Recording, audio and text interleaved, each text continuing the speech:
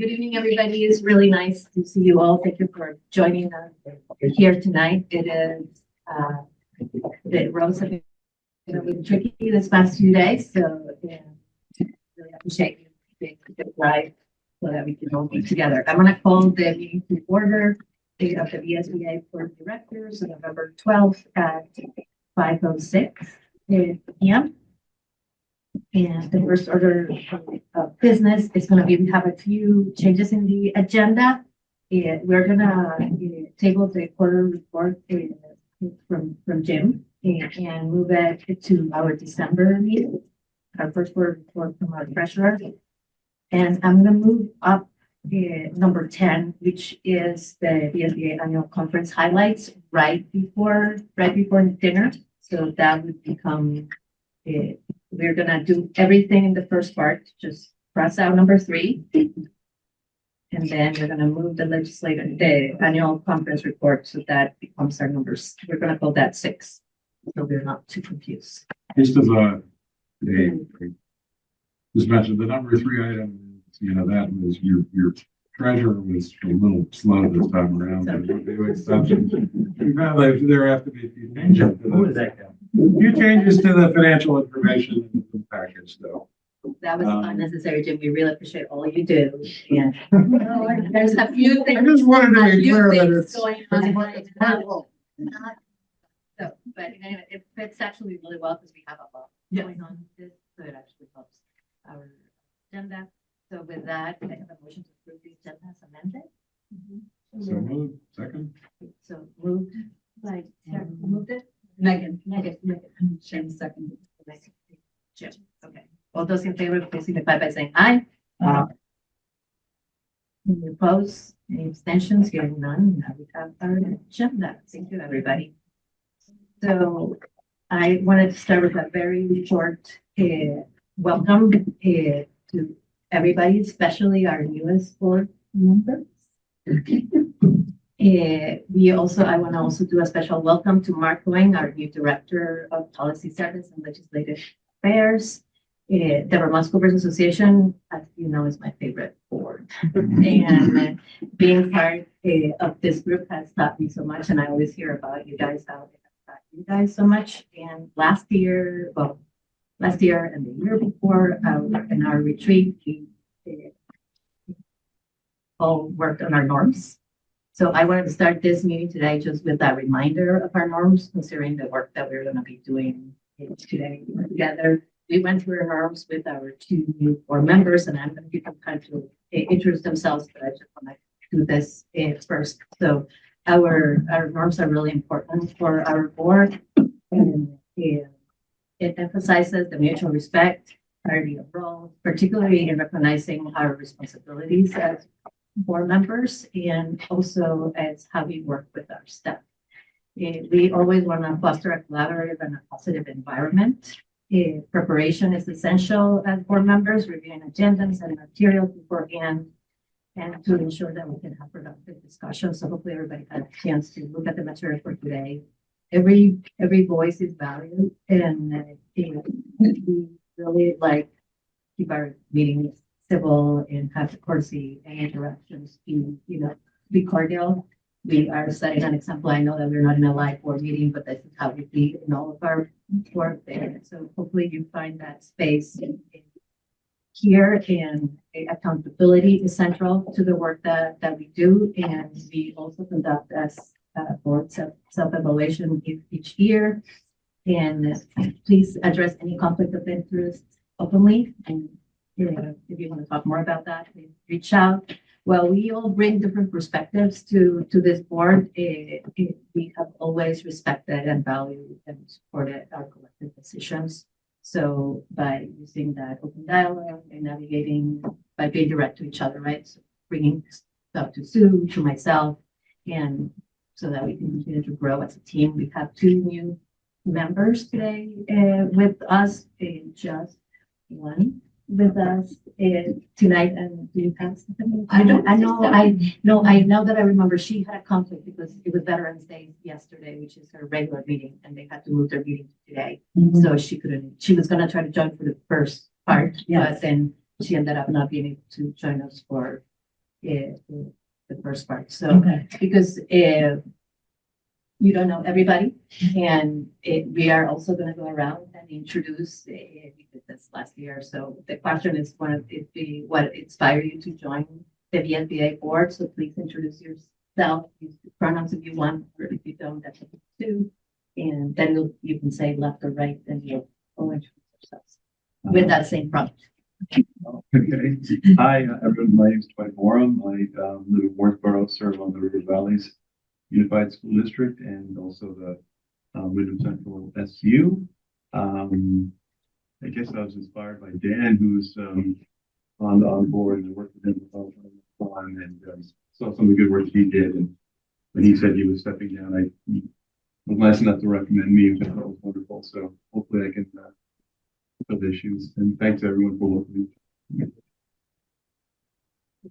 Left or right, you have to make a distinction, right? I'm Emily Wheeler Reynolds. I use she, her pronouns. I'm on the Barry Unified Union School District Board. And I was inspired to join the Vermont School Board Association through one of my mentors, Sonia Spalding. Okay, I'm Jim Salzgiver, for the Bennington Rutland Supervisory Union, Taconic and Green School District, Regional School District. I have, I spent a whole lot of years on school boards without paying as much attention to the VSBA, and started noticing how much the VSBA actually did for our school district. And, finally, there was an opening, and I was like, be a good thing to do. It was one of the best decisions I've made. I mean, it was this board. It is being on the board has been a wonderful organization. The board's always had the right thing in mind, paying attention to kids. But in addition, serving on this board gives you a totally different perspective than you have when you're just in your local district, which I think is really important. And try to use that to bring it back to the local guys too. Thank you, gentlemen. I'm Laura Smith. I'm the president. And what inspired me to join the board was looking for ways to learn how to be a better board member. And then this was the group that also was more interconnected across the state to really make that we're all interconnected across the state, so to make an impact on both education is really important to me. I'm Sue Siglowski. I'm the executive director and a former school board member. And I never did serve on the VSBA board, but what inspired me to work for the VSBA is I really loved being a school board member, and it's really an honor and a privilege to help support all of you in your roles as school board members and working on having the best governance possible. Hi, I'm Mark Clough. I was encouraged to run for our school board when our community was kind of blowing up over really bad leadership in our school. And it's been so rewarding to see our school come around since we've been able to bring good leadership in. And then that graduated the progression to the VSBA board after 15 years of doing that stuff. And so very pleased to be on this board as well. But very rewarding and glad to see kids do well. Joe Winrick. I'm on the West River Education District Board as well as the Wyndham Central Supervisory Union Board. I worked with VSBA board members prior to my getting on here. And I enjoyed working with them, and when there was an opening, they both encouraged me to throw my hat in the ring, and I did, and now I'm really glad I did. Tara Artisan, Mount Mansfield School Board. My board chair, Lee Granning, encouraged me to do this.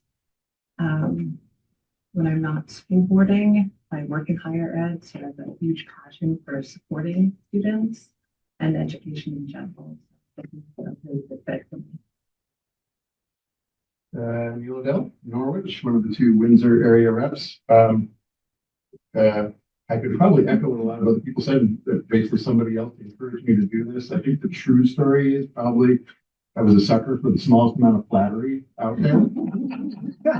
And that's saying something because the flattery came from Geo Honigford, who was a past VSBA president. He's not known for his flattery. But that's what got me here. But it was really the group of folks that we work with here and the great mission of VSBA and the huge support that we get for our boards that kept you here. So I really appreciate the opportunity to do that work. I'm Megan Metzler. I'm on the Champlain Valley School District Board. And I also had a former VSBA board member who's on my board. And when she was leaving, she said, no, I'm leaving she left our board. She was leaving the VSBA board. And I remember saying, you should really do it. It's good work, Megan. It's good work. And I did not listen to her that year, but 2 years later, I hear it. Colleen again. Hi, Dwight. I'm Debbie Singizer, and I work at the VSBA. I'm the Director of Board Services. I'm also a school board member. Right now, I'm the chair of the Barstow Unified Union School District Board, which is part of the Rutland Northeast Supervisory Union in Rutland County. And I'm a product of Vermont public education. I grew up in the town where I'm living now, and my kids are also a product of public education. So I feel like I really want to do something positive for it if I can. I am Sandra Cameron, Associate Executive Director. And I came to the VSBA through recommendation of a colleague after I had done a ton of legislative advocacy on a topic that was very hot about 10 years ago and still is hot today. But yes, very passionate about public education. So higher ed and birth all the way through. I'm Amy Callan. I'm the Director of Operations. I've never served on a school board, but I am regularly inspired by all of you because so many of you just put so much into it, and it really blows me away. Mark Koenig, I am on the Addison Northwest School Board, and until a month ago, I was on the VSBA board until I had to drop off to take the new position of policy services and legislative affairs. And it's just a continuation of all the work that I was giving to the board for free, but now you want to pay me for it. I'm very happy to do that. I got onto my school board when they consolidated because I felt like there was an FE seat that needed to be filling. So I said, I'll just do it for 2 years, get everything set, and then I'll walk off. And that was 11 years ago, and I'm the chair. And we had somebody on our board who was on VSBA and she was getting off and there was an empty seat. So okay, here we are. Thank you. We're going to go to Gaston, then Suzanne, and then jump to and Michael. And Michael is there too. Right? Gaston? Yep. Whoops. Am I next, Flor?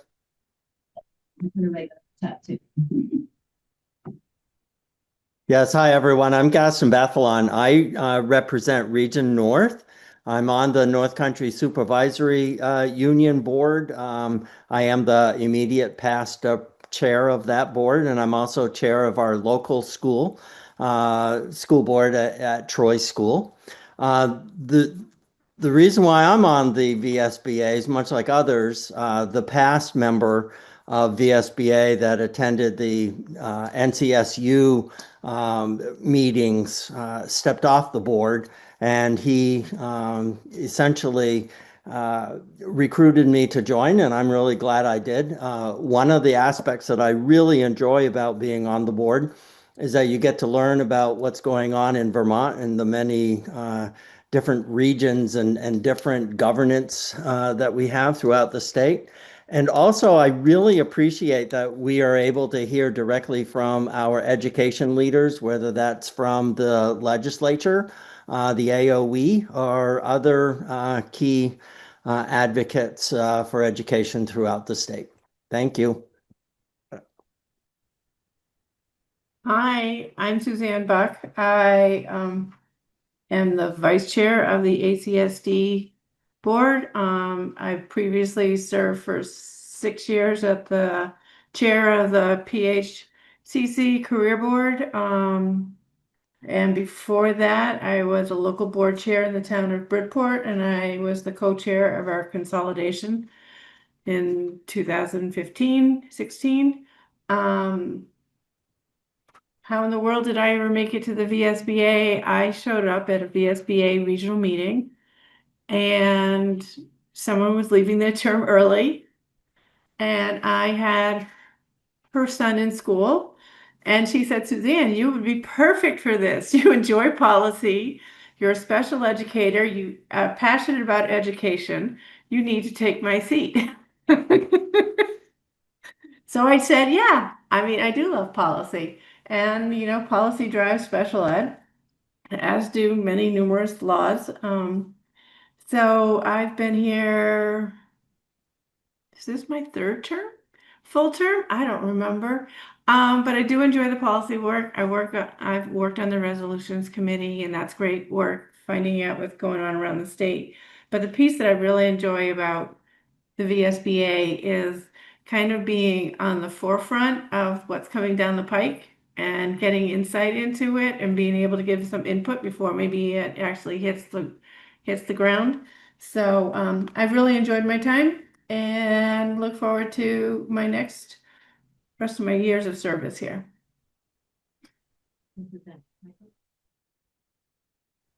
I'm Michael Inners. I'm the chair of the Champlain Islands Unified Union School District. I got involved with the local schools and then with VSBA, the same motivation. It's a real belief in the importance of public education and educational opportunity for everybody. I'm Nancy Russell. I'm the chair of the Hartford School Board, and I'm also together with Neil, my partner over there, for Digital Rep. And Neil is the one who's responsible for my being here. He calls me and he sends me this email one day and says, "Hey, would you be interested in doing this?" And I said, "Yes, I would be very interested." I lived and worked in DC for 11 years and was very involved in the political end of serving the military, not myself, but taking care of POWs and MIAs through the Vietnam era.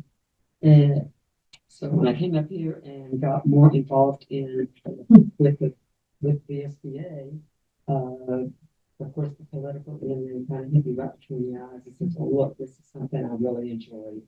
I really want to get more involved in that." And I've been on our school board for 8 years now. And hopefully another 8. And as you said, this is my favorite board too, actually. I've been no qualms at all to say that numerous times. Bart, before you start, there's a request to speak a little bit louder. Oh, thank you. Bart Bazzaio, I sit on the Lamoille North Board. So I'm the Central Vermont counterpart. I, like many of you, was tapped on the shoulder by a fellow board member at Lamoille North and said, "Hey, I'm going to leave this role. You should check it out." And I'm really glad I did, because it was one of the best decisions that I think I've ever made. I've learned so much from this board. I feel like this has really elevated the value that I can bring back locally. And I think I'm in a much better position to just elevate my local board by being on this board. I got really involved.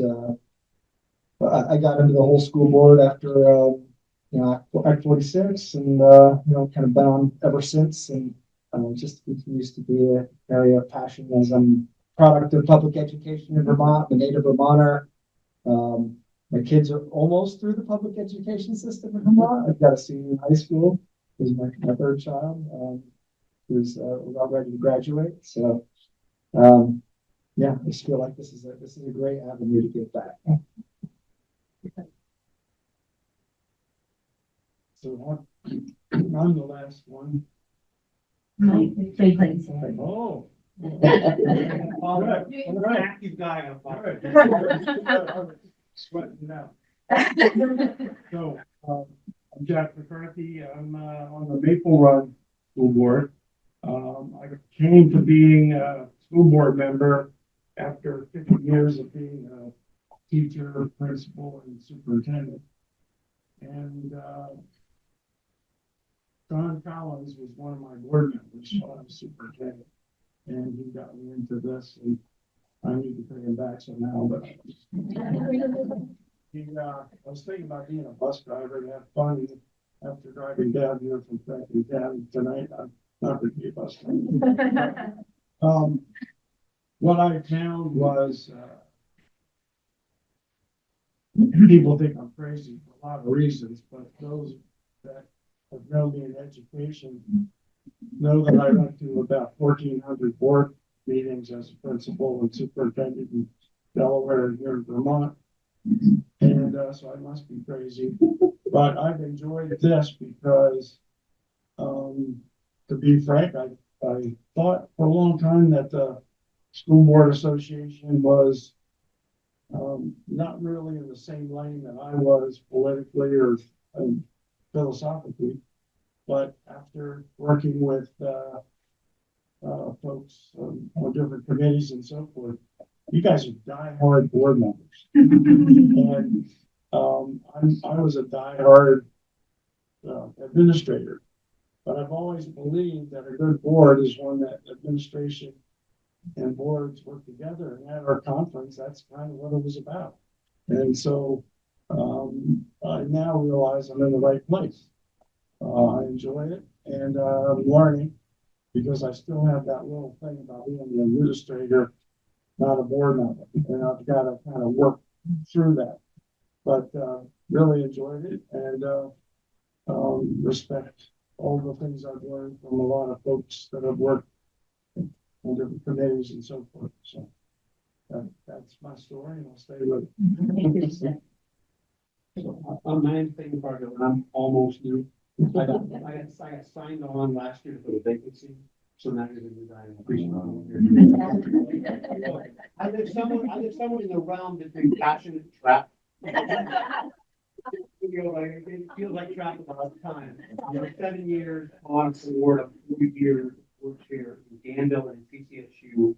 And what I think I would play about the VSBA is most of my initial dealings with staff or with the people that work here. And I can remember inside of a month of being the board chair, getting pushed into a corner by the superintendent and needing some help and calling VSBA and saying, how do I assert myself here? And I got Sue on the phone. And Sue said, I can't give you legal advice, and then proceeded to just talk me through how to be better at the job. And so my relationship with VSBA is there are people that help me. And then I didn't know the board really. And then last year I got backed up into this Mark Club, said there's a vacancy. Somebody got voted off and there's a vacancy, and people need the representation. And then you can know things. You get to know things at this level quicker, but also you get to have other people that are passionate tell you what you should know out of what they're telling you to weed through the nonsense. So it's super useful to be up here. And this is my 5th meeting, so don't listen to me. You know where to go. Thanks. And you're counting. Yes.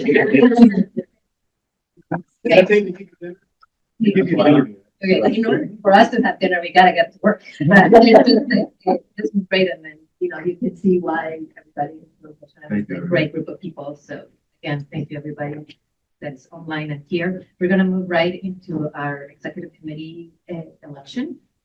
So I'm gonna read the boring part. Article 10, which is highlighted in your package. Article 10 provides the following regarding the executive committee. The executive committee is composed of 6 officers: the president, who shall serve as chair, the vice president, the treasurer, and 2 at-large members, and the immediate past president. The executive committee meets most months during the year to assure the timely conduct of the business of the association. Actually, the committee meets Friday to meet every Thursday, including an annual performance review of the executive.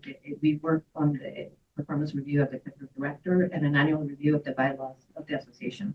This committee will recommend bylaws changes to the board of directors for actions by the membership at the association annual meeting. The executive committee is empowered to take actions on behalf of the full board in all areas except those identified, especially in Article 7. Tonight, we're going to be electing 4 members to the executive committee. Those members are the vice president, the treasurer, and 2 at-large members. Prior to that election of each officer, each candidate will have 2 minutes to provide any information if they want to, or their background, at least just their background and the interest in serving in that position. And so I'm now going to move into the election first. We're gonna elect vice president first, but I'm gonna let Mark do a couple of remarks, if that's okay, Mark? And then I'll be looking for a nomination. Last year, when you voted me in, I told you that I probably didn't have an interest in the presidency because I'm trying to do this co-op in St. Johnsburg. And with all my hippie friends doing it, somebody had to build a financial stack, and I'm just meeting after meeting, putting loans and grants and everything together. So it's a commitment that I've made to my town and the economic vitality that it'll add. So I'm not able to commit to the presidency at this near term. So as a result, I would nominate Megan Metzler as a possible candidate for vice chair going forward. And I understand the progression and makes sense. Vice president. Can I have a second to that nomination? Second? Thank you, Jim. Is there any other nominations? Megan, do you want to say something? Yeah.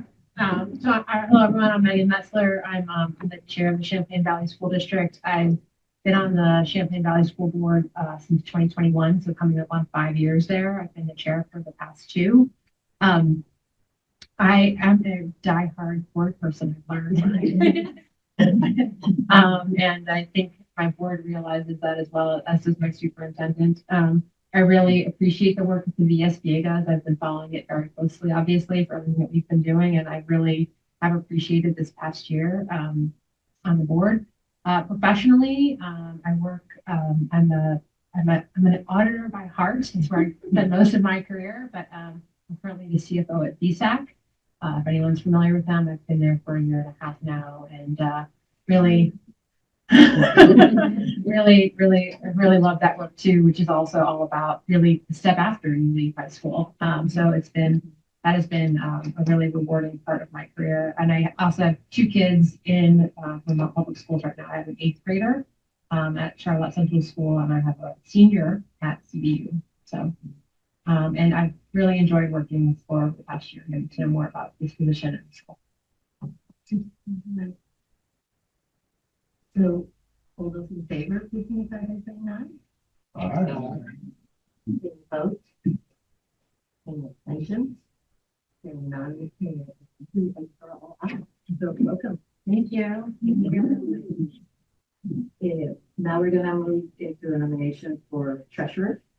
Yes, I'm looking for nomination for treasurer. Nominate Jim Salzgiver.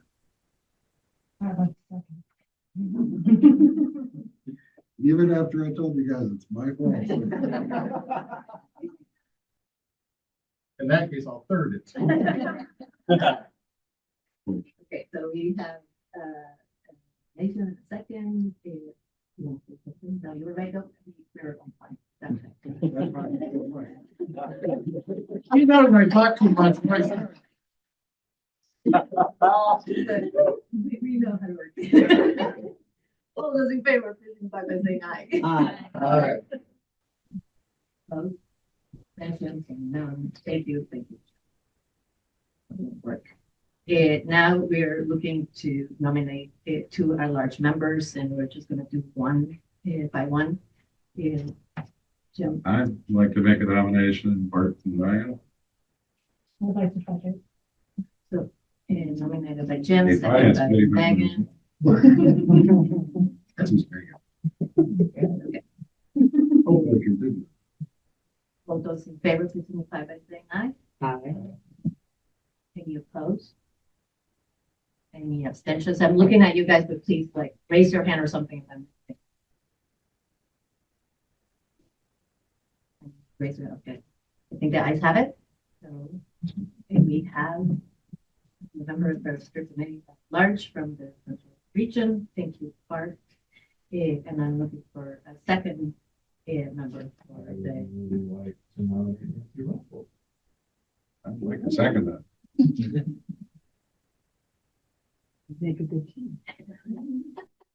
And Nancy, and I want to point out that Nancy, drove all the way here with her daughter to be here in person. It's like a committed, barely walking. I have a problem. Yeah. So really appreciate that. So all those in favor, please signify by saying Opposed? None. Thank you. So Suzanne, I think she really came so much. Oh, Suzanne. We can't really hear, and Gaston keeps raising his hand. I'm not sure if he wants to say something or what, but it's really hard to hear you guys talk. Yeah, sorry, I was just raising my hand saying I was voting in the affirmative. But yeah, it is hard to hear for sure. Over. Moving on one, I'm gonna try to project my voice even more right now. So we're gonna move it to the legislative meeting membership. Well, further sort of. It just looks puzzled. Are you hearing better? Can you hear better? No. No. Worse? Anything, nothing? Mark, you're nice and loud. I honestly can say that I haven't heard anything about who was nominated for anything. So any of those votes, please put me down as abstaining because I couldn't hear anything. Okay, sorry, Suzanne. So can you hear it now? Yes. Yep. Okay, so we have an executive committee. Megan Metzler would be our vice president. And then Jim will continue to be our treasurer. And we have Bart and Nancy, who both were in the executive committee last year. They're continuing to serve in the executive committee. Can you hear it? Okay. And I saw Gaston voting, and what you're saying is that you want to be shown as abstain, Suzanne? I'm going to abstain because when you voted, I couldn't hear. So you've already voted. So my vote will have to be an abstention. Okay. All right. Sounds good. Okay. Now we're going to move into the legislative committee, and I'm going to I'll give you some information about the legislative committee, and I'll talk loud. Hopefully you can hear me online. Section B4 of the VSBA board's policies covers official public policy positions. It states that the VSBA recognizes that decisions and positions taken on behalf of the organization require different levels of timeliness and process, resulting in positions carrying different weights. Positions are taken based on the following. First, VSBA resolutions. The bylaws of the VSBA describe the process of adopting resolutions, which are positions taken by vote of the membership at the VSBA's annual meeting. A resolution is the most substantive decision or position of the association. Second, VSBA board position.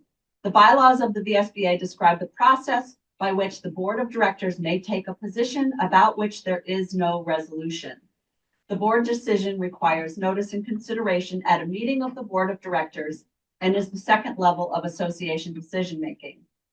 Third, the VSBA legislative committee position. Policy D4 describes the process by which the legislative committee may determine a position about which there is no resolution or VSBA board position. And that happens if it's a time sensitive issue and there isn't time to hold a VSBA board meeting. Fourth, advisory opinion. An executive committee advisory opinion may be taken in instances where rapid response to an issue is required and the legislative committee was unable to convene a quorum. According to VSBA board policy D4, the legislative committee consists of the executive committee plus one member from each region not otherwise represented by a member of the executive committee. The VSBA president shall serve as the chair and shall not be considered a regional representative. The immediate past president, which we do not have one right now, of the executive committee shall not be considered a regional representative. The regional representatives will select which of them will serve on the legislative committee. If a region is unable to decide, the VSBA president shall have the authority to appoint a representative. The legislative committee shall have the responsibility for determining VSBA policy or advocacy positions where no resolution or previous action of the board exists, and timeframes for a decision preclude a meeting of the full board. So based on that language, the legislative committee will consist of Flor Diaz-Smith, Megan Metzler, Jim Salzgiver, Nancy Russell, and Bart Bazzaio, plus one representative from each of the following regions. Addison. Yes. Eastern, We can do it right now, or we can wait. You want to make it do it? Right Yeah, now? sure. Why Yeah. don't we do it right Yeah. now for time? Yeah. So, so we already covered some of the regions, so we already have Eastern. So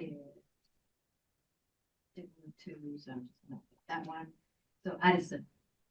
Yes, I'll do it.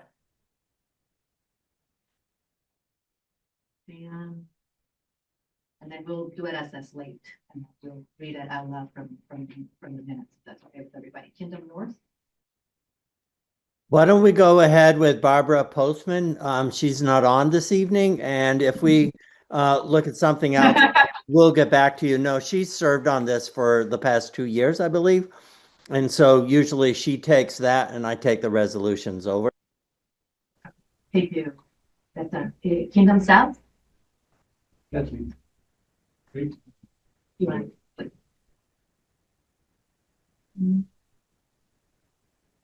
Rutland.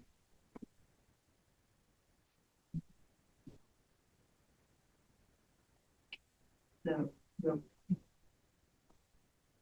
Western Chisholm.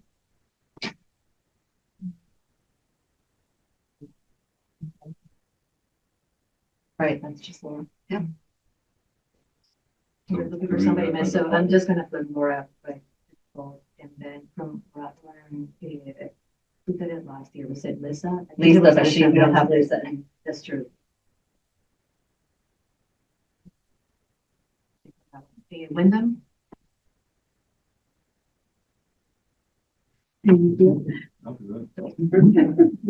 Julia? Or Joe. No, I said I'll do the other. The resolution. Yes, okay. I started in both. Yeah. I can pick one up. Right. And then we So have the window. and then we have Franklin, Friend Island. That was Michael last year. Michael. Michael, would you like to be- Legislative committee would be my choice. Okay.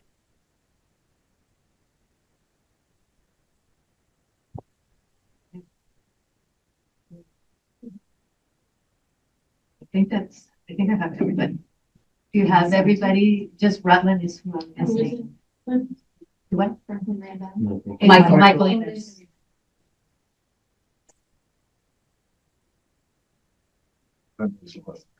Yeah. We just need Rutland, we need Rutland. Yeah, so what don't we put Stephanie?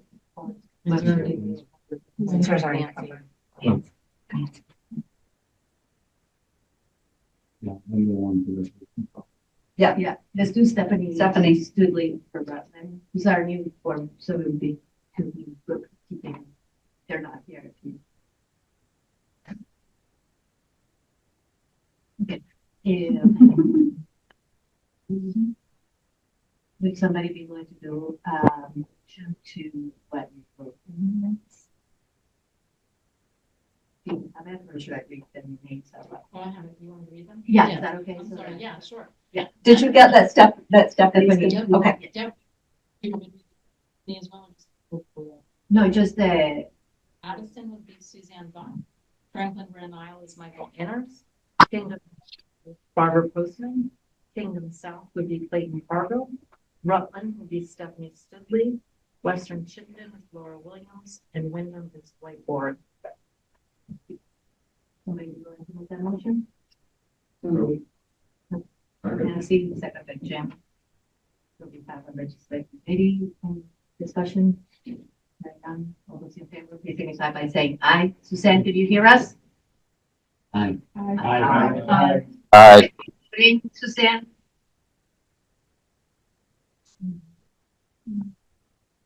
Okay.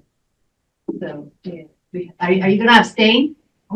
I can't hear you because you're muted. Was it an agreement to the legislative committee membership? Yes. Yes, then I'm fine with that. Thank you, everybody. So with that, I am gonna move. Okay, we can do it. You think we can do it, Debbie? The conference, so I'm gonna.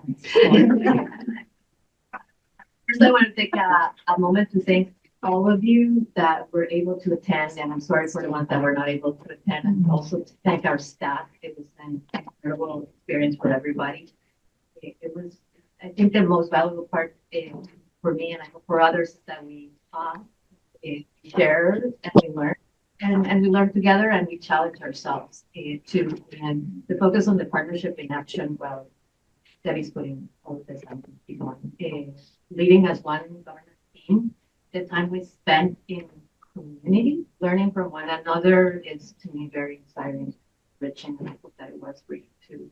Some of the most powerful lessons that to get away from that time together, and that is, and that reminds us why we do what we do, was a quote that really stuck with me. And I think that some of you that were at the dance but not on the dance floor. I really that, and it's a powerful reminder that we work in partnership and we're a vital link to our communities, but we stay in our lanes. As board members, we do not run the schools, but our leadership is essentially creating that dance, right, and framework to support the needs and the success.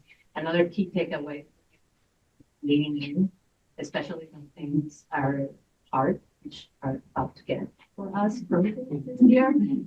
So staying engaged and showing up even when we're faced with challenges strengthens our ability to serve our community and keeps our focus and our mission at the heart of it. And as we all share there, the work that we do for education is critical, and we are always the one thing that we didn't get to hear from the superintendent and the board chair, she was the secretary, that were there, is that every time we're an election away of all your work not keeping up, because they were about, things were starting to change in that district. So they engage in building systems and continuing to get people inspired to run for your boards. So now I will pass it on. Thank you for all the staff, and pass it on to Debbie for some highlights. So I'm going to stand next to the owl so that everybody can hear me. Yes? Nice and loud. All right. First, I want to reinforce or just repeat and underscore what Flor said, and thank you all so very much for either being there in person for this conference this year, or helping get your board members to the conference. I'll go over some numbers at the end, but it did pay off. So thank you very much for all your hard work. This was a year of many firsts for us. The location being in South Burlington, and the venue being at the Hilton. After how many years at Lake Maury, it felt a little bittersweet, I must say, saying goodbye to Lake Maury, but trying something new. I feel like we kind of became big adults this year in a real professional conference site, right? And we really didn't know how it would work in terms of getting people to come. But one thing we decided another first is that we decided not to send out a survey monkey, which is what we've done in the past to everybody. And it takes a great deal of effort. And we usually get 10 responses, and they're usually very negative, because you tend to hear from people who have something negative to say. So what I did instead this year is I sent an email to board chairs and asked them for their feedback in 3 different areas. Superintendents, VSA decided they didn't need any information from the superintendent, so that's why we didn't survey them. But I did ask board chairs to answer a few questions that pertained basically to 3 different categories: the duration of the conference, the timing of the conference in terms of the week, and the content and structure. And the reason we asked about these things, or these are things we have control over, these are things we can change and improve, right? So it was very deliberate that we kept it very specific to those 3 categories. Good news is we had more than 10 responses. We actually had 16 and in 18 different email messages. So some people actually emailed me twice, which was great. And I have to say, I'll show you a few quotes here in a minute, but I felt like even though this isn't very quantitative or very scientific, the qualitative data that I got was much more informative and helpful than any of those survey monkeys have ever been. So I think this is a good way to go about it. So I will show you the results from the survey. Oh, come on, clicker, don't fail me. Are you kidding me? I've been so excited to use the clicker all day because I found it. Amy, you must have given me some bad batteries. Amy. Next or? Oh, So it's not the clicker. There we go. Let's see if it works now. Thanks, Mark. I just woke it up. You're a good addition to the team. So here are the overall impressions. I won't read them, but basically, people seem to really like this new location. Maybe everybody except for the people from the south. And I do know that that's a longer drive for you all to make it all the way up to Chittenden County. But they really do seem to like the location. And the site itself was very professional feeling, you know, just being at the hotel. We don't have a lot of options, guys. We've gotten so big. We actually have 2 options in the whole state to hold that many people, where we were at the Doubletree and the Killington Grand. So we're really limited in where we can go that meets all of our needs. There's a quote, a couple quotes. I love that one. I hope to be reelected to a second term in March so that I can attend your conference next year. Like, that's the motivation for running for school board. So you can come to our conference. That made me feel really good. Yeah, so that was fun. Then in terms of duration and timing, having 1 full day for the conference seems much more doable for school board members in terms of their work and personal obligations. And with that optional pre-conference, which offered you that flexibility as a board officer to choose to go to that or not. Yeah, and so the attendance at both were higher than last year, and I'll show you again the numbers at the end. Later in the week, it was almost unanimous. People said they understood why we moved it to a Wednesday, Thursday to avoid Halloween, but people do prefer a Thursday, Friday, you know, to do that pre-conference on a Thursday, half a day, and then the full day on Friday. And that's pretty much it. A day and a half felt just right. It kept things focused, but still allowed for valuable conversation. And there's never a perfect window given how busy everyone's schedules are. So I think it was as well as it could be. Highlights and suggestions. The keynote was a big hit, the power of partnership with the superintendent and board chair from Illinois. They told a compelling story, and I think storytelling is really powerful. It's nice to hear I enjoy learning through storytelling, and I think a lot of people do.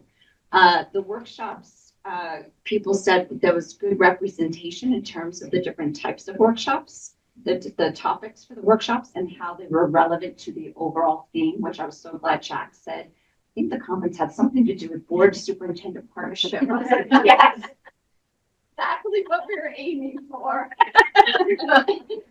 And then we did try regional seating at the lunch during the conference for the first time, another first, and this seemed to work well. We have some ideas about how to improve it and make it a little bit better next year. And we also have other ideas of how to get the regional people together more than just at lunch. How people felt about the pre-conference workshop. Oh, that's interesting. So under the suggestions, pre-conference workshop could have been more structured and practical.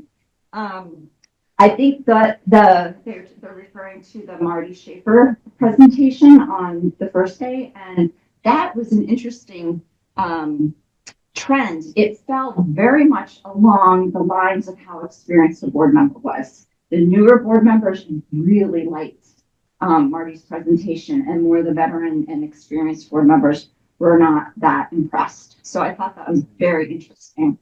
And then 2 people expressed disappointment that we didn't cover Vermont-specific current day topics. But really, that's not the purpose of the conference. The conference is about professional learning, professional development. We feel like we cover a lot. We cover those Vermont topics quite a bit in throughout the rest of the year. Plus, we planned the conference a year in advance. So all of this happened, all the planning was happening before Act 73 even was part of our vocabulary. So, so really that is just kind of a misunderstanding about the intent of the conference, that this is really a professional learning opportunity. And then the tracks for workshops, a couple of people thought, again, some workshops seem very basic and the new members, the first time attendees really liked that, but the ones that have been on the board for quite some time thought it was a little too basic, although there was a lot of grace given, where somebody said, I really, even though I knew everything already, it never hurts to refresh. So that was good.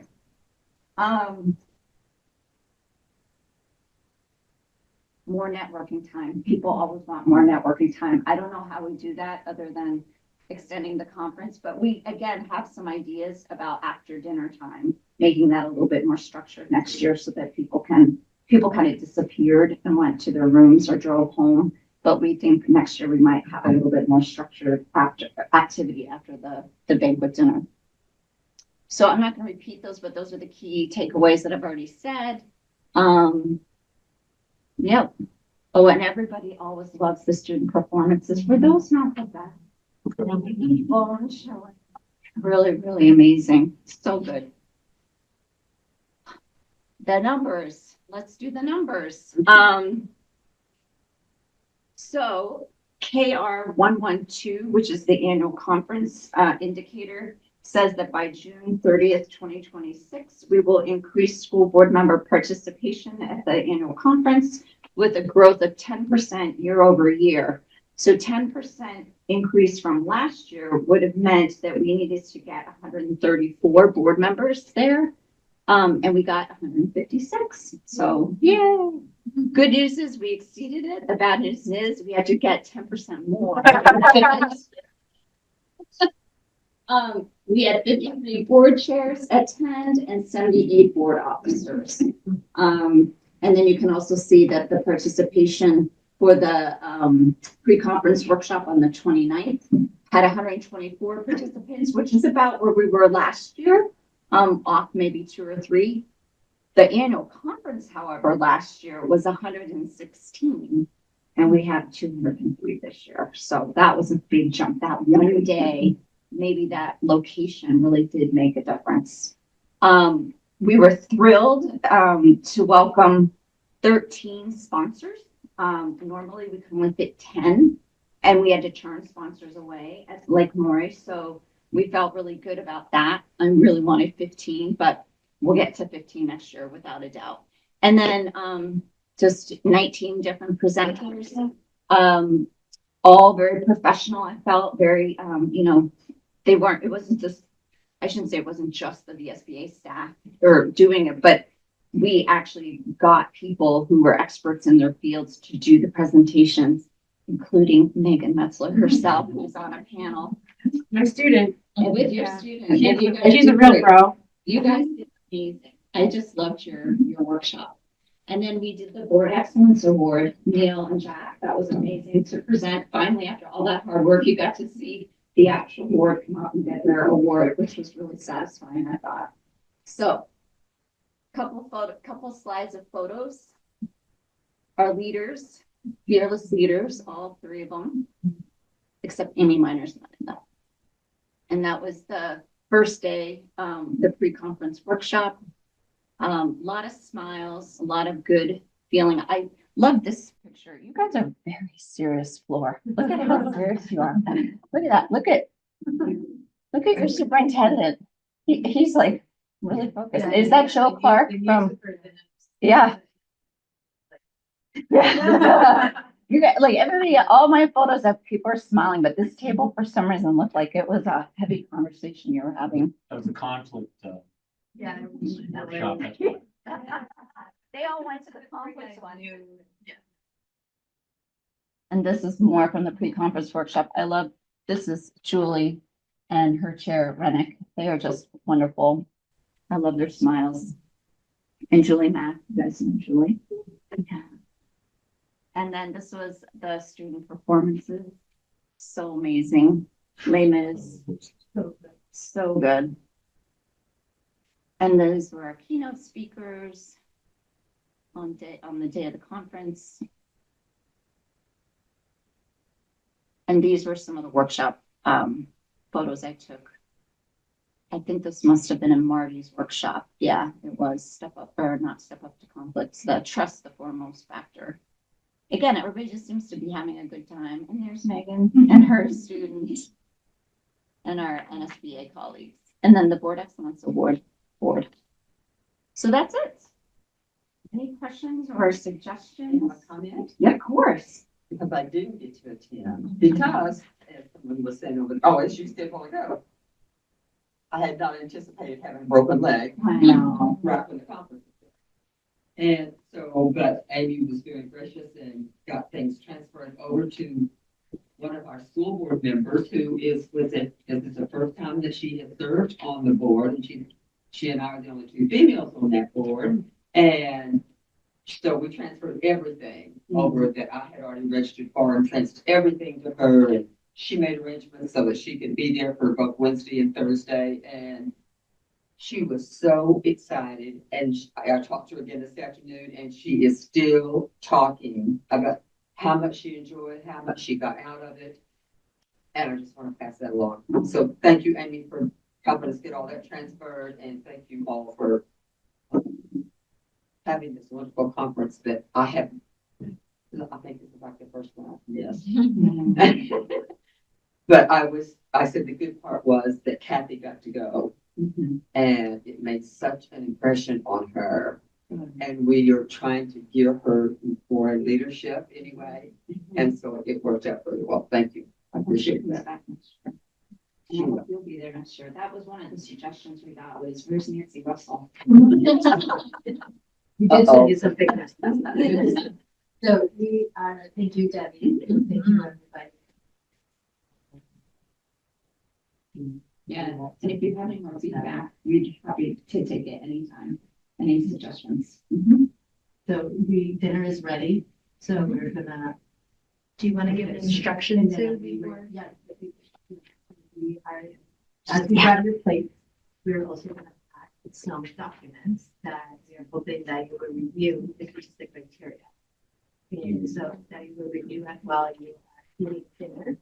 And then for dinner, we will jump right into the criteria exercise. And so we will walk us through with Sandra. Our activity. That's that. Yeah.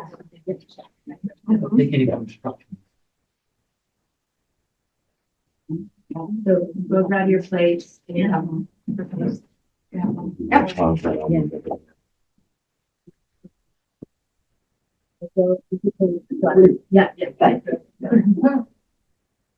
My daughter is my chauffeur.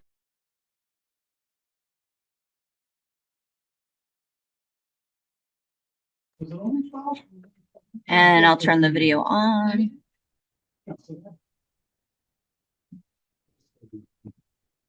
Hey, so when we went to dinner, Flor asked you to take a look at the list of the draft criteria. And now we are going to do an exercise, but first we are going to set a little bit of the context for the exercise. So I'm going to ask you to advance, Debbie, the slide. So what we found in the last legislative session was that it is extremely important for the VSBA to be communicating with our members about our positions so that it is very clear what our positions are. And it is not an easy task because, as you all know, it is somewhat of a moving target. But we do our best. And so one of the things that we are embarking on now is working with a communications consultant. His name is Chris Horan, Horan Communications, and he has worked extensively with education associations. So he's worked with the Connecticut Association of Boards of Education and the Massachusetts Association of School Committees and several superintendents associations. He's very familiar with how education works. And that has been really helpful. So what we did to get him sort of up to speed on our situation is we shared with him the VSBA resolutions, and up to date after our last in the annual business meeting. And our testimony that we provided in the last session, lots of newspaper articles, so he could kind of see the context of how everything developed over the last legislative session, and links to like all different kinds of materials, so he could get a good understanding of what our context is. And through that, we are working with him to develop a communications plan. And as it says up here, it's really to inform and engage VSBA members about the latest developments, and particularly our position on issues related to things like redistricting. And we also, through this communications plan, want to ensure that the voices of school board members are heard throughout the public policy debate. And we know that the legislative deliberation is going to continue to be very dynamic during this next legislative session. So he is going to be helping us have a clear, consistent message. Next slide. So the approach and the sequencing of the communications plan is leading up to the release of the task force option or options for redistricting. Right now, it looks like it's going to be one option that the task force includes in its report. Reinforce the VSBA goals and priorities for advancing public education, educate members about the issues, context, and work to date and any upcoming work. And this is the piece that's really important for tonight, is develop and seek board approval for criteria by which to evaluate the task force's proposals and communicate with members and the public about the VSBA positions. And then after the task force issues its report, which will be approximately December 1, we would be applying the VSBA criteria that you all are developing tonight to evaluate any of the proposals. And because that will be happening prior to the next VSBA full board meeting, we would convene the VSBA Legislative Committee, which basically consists of half of the board, somebody from every region, to review and discuss the VSBA response to the option or options, and then communicate with members and the public about the outcome of applying those criteria, as well as next steps. And then during the 2026 legislative session, we would be utilizing these criteria to evaluate any legislative proposals. And of course, we're going to be adjusting our strategy and messaging as we move along, because as we know, sometimes unexpected things happen. So I don't want you to feel like what you're doing tonight is like set in stone. It can never be changed. But this is what we're doing in the current context. And I think that it could be extremely helpful for us during the legislative session as well to have these guideposts. So the tools and resources that we're using in our communications are a position paper, which Michael Inners entered the waiting room. Okay, can someone admit him? Okay. So we're going to be developing a position paper, which is not a lengthy thesis. It's going to be like a page to 2 pages at the most, maybe a page and a half. The criteria in development tonight, the criteria outcomes applied to any task force proposals. And then Chris will also help us with developing talking points, and if we need press releases at particular points in time, he'll be helping us with those. We have the member survey results that we do through our membership survey, and also that board chair survey that we provided to the task force, the task force, and we have our resolutions, of course, and previous testimony. So those are the tools and resources that we'll be using. These are this isn't the full sentence of each draft criteria, but these are the basic ideas of the draft criteria. And I just wanted to, it's the same list that you have, that you had to look at during dinner. And the next several slides go into a little bit more information for each of them. So if you can advance, Debbie. So the question really would be, does the proposal build community trust through clarity of roles, transparent decision-making, and opportunities for local voice? That would be one of the possible criteria. And this criteria could help encourage community engagement, support effective school reform, foster better student attendance, and motivate teachers to collaborate, and requires open communication, transparency, and a genuine partnership between the school, the families, and the community, and also creation of a shared vision for student success. Next one, unified vision and mission. We've been talking about this for a long time and how it's been missing at the state level. So does the proposal require a shared unified vision and mission for the state and a student-centered approach with clear research-backed goals to ensure efficiency and quality? Does the proposal provide equitable access to educational opportunities for all students? And this would be equitable access to academic programs, co-curricular activities, and support services regardless of where a child lives. And it would also stand for equitable deployment of educators and specialists across the schools in response to student needs. Next one really is pretty self-explanatory. Does the proposal provide detailed analysis showing how redistricting will improve student outcomes? Does the proposal give access to career and technical education for all eligible students? Does the proposal provide for safe and healthy learning environments? And by this, we're talking about our school buildings and facilities. And we would just note here that school construction incentives may provide an opportunity for proactive mergers that benefit students and communities. Does the proposal reflect district sizes that are supported by research?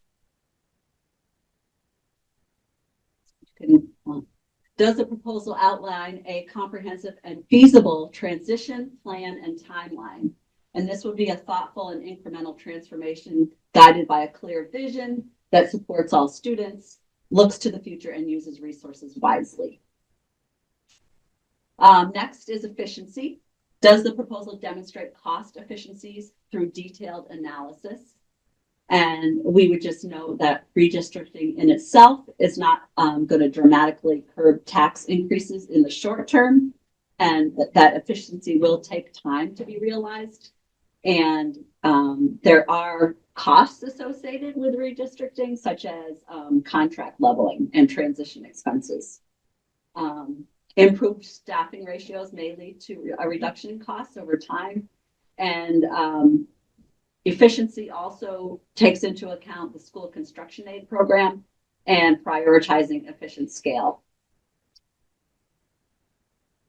Next is, does the proposal address education cost drivers, such as employee health benefits, mental health support, special education, and facilities needs? And we're getting toward the end here. Regional variable. Does the proposal address regional variables to ensure successful implementation? And by that, we're talking about geographic and demographic variables around our state. So your task now is for 15 minutes to discuss these 12 draft criteria with a partner. And if you could please note on your paper, and if you need pens, there are pens up here, the following. Is anything unclear about each of these criteria that are on your paper? Is anything missing from each of them? Are there any criteria that should be removed from this list? And then is there an additional criterion that you would like to add that we haven't talked about and that's not on the list already? So did you talk about 12? Yes. Must have been big. Yeah. I believe there's 12. No, actually, cost efficiency. Cohesive pre-K $12. Oh, that's not in the slide. Because we added that one. Yes, we added that one. There's one more. Sorry, there is one more that we don't have a slide for. And that is a cohesive pre-K through 12 governance system. Yeah, that's what. Okay. Yeah. Sorry about that. We didn't make it onto the slide. Yeah, thank you, Jack, for counting. So once I was actually listening. We've got partners so that it's not too big and you can do the questions and we're kind of sit it that way. So, you know, and then you might guys want to do. By one, because Michael wasn't here, so we either have a group And then three. Kendra is gonna jump online with the online with the people, yeah. online people. Yeah. Yeah. I can do it, Megan. Okay. Yeah. Yeah. And then you can go start. All right, so after 15 minutes, then we'll give you your next instructions, which are gonna be that you've got your 3 dots. Place your 3 dots on any of the 12 criteria that you think are the most important, and they're out in the hallway here on chart paper. So it doesn't mean that we're like getting down to 3. We're gonna maybe have all of them, but we want to see which ones that you think are the most important. Yes, the 3 dots, what it does, it helps us prioritize. Yes. So that when we're typifying, that brings us together too. Yeah. So we're not thinking there's anything here that we don't need. We want to waste over you. Yeah. So let's get started, and then we'll remind you every 5 minutes to make sure that you are moving to the next question. Because we do want you to go through all of them. Yes. Yes. So start with your partner with the first question. Is anything unclear about each of the criteria? What if I should go back? Hi, friends. Yeah. Can you hear me okay? Yeah, we can hear you. Yes. No, she's talking to the group. We can. Turn up my own volume. Oh, there we go. Is this okay? Michael and Suzanne and Gaston? Yeah, I can hear you. Okay. So I just put a link in the messaging to a document that has your names and then the 12 criteria. The activity right now, sorry, let me just split my screen so I can repeat that. Okay, there we go. So for this first 15 minutes, and I have a timer set, your opportunity to discuss among the 3 of you anything unclear about each of the criterion as you look at them individually, anything missing from each of those, any criteria that should be removed. Oh, you mean the instructions. Sorry, we're hearing other folks talking. And then anything missing from the list of 12. That makes sense. So you can just have a conversation for now, and then the next step is going to be on that form. We're actually going to record your top 3 choices and any questions or anything else that we need to do for follow-up. I'm going to go ask them to mute. Hold on one second.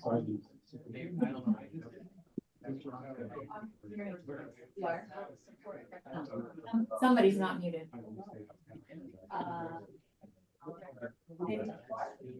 Okay.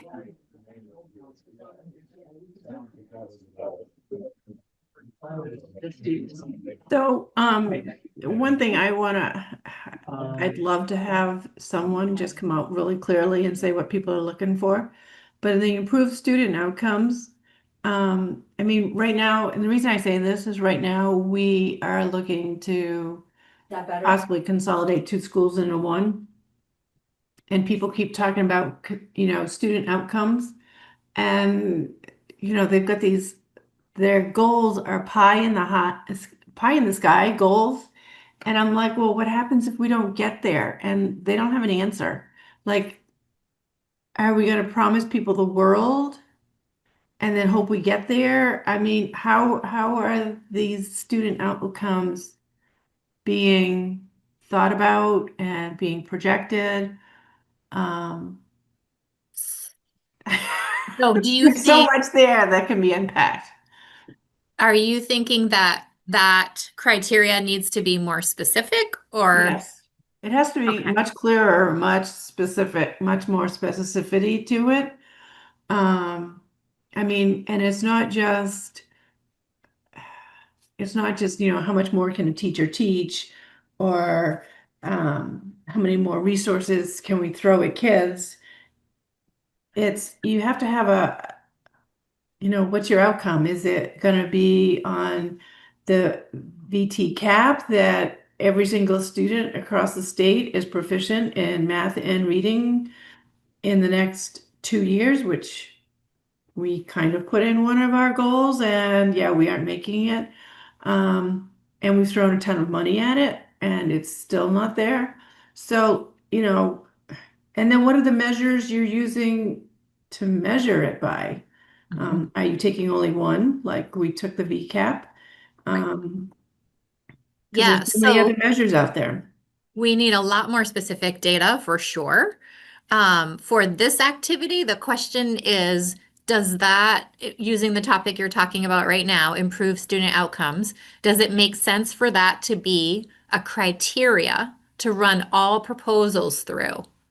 That we want every proposal to address the topic of improved student outcomes. Sorry, I have to jump in and say that I really appreciated the keynote speakers last Thursday when I forget if it was the superintendent or the board chair who said, my North Star is student, the impact of any policy decision on students. Right. I think Suzanne has it exactly right that, if we are doing this, we really need to know what the effect will be on students. Mhm. I think I agree with you, Suzanne. Over. Thank you. Yeah, so I'm going to tell you, we have 9.5 minutes now. Thinking about, it's okay. No, we knew this was going to be a short amount of time, but the task for right now is really, does this list of 12 criteria cover what we need to analyze every proposal, right? When there's a proposal in the legislature, is this the 12 things that we want to be sure are addressed in there? Not today, not so much like how or what detail is under that, but are these the criteria that we need to be sure are addressed in every single proposal? That's what we're trying to do in the next 9 minutes. Yeah. So for me, under number 9, I think that what's missing is for each district. It's not specifically stated, and the reason why I say that is the JFO report was incredibly helpful to see what a potential impact would be. And then under number 5, give access to career and technical education. I have no idea what you mean by access because I thought every student has access to them now. Like, what exactly are you driving at that's different from how we operate now? And then under regional variables, I think that I get the geographic and demographic, but I really think the word rural needs to be in there, although I think that could be considered under, well, geographic, I suppose, but I would say rural needs to be a part of all of that. That's all the comments that I have. Thank you. Okay. I'm going to just make notes in this document so you can see. And go back to number 4, Suzanne, that you started with, and I'm wondering what the key takeaway is. So if you read the full sentence, let me go back to my email. Sorry, I've got way too many screens open at the moment. Improve student. Okay, so the full sentence said, detailed analysis showing how redistricting will improve student outcomes. So are there keywords missing in that? Is it not clear enough in terms of using that as a criteria? It's too vague. Too vague. Okay. It's just, for one, everyone's idea of improved student outcomes is different. So it's subjective. So it's very subjective. Yeah. It's, some people, like people down in my district are like, well, if we throw more money at it, things will get better. Of course it will be better, right? And it's like, yeah, the budget will go up. Does that mean the students are learning more? Not necessarily. Right, right.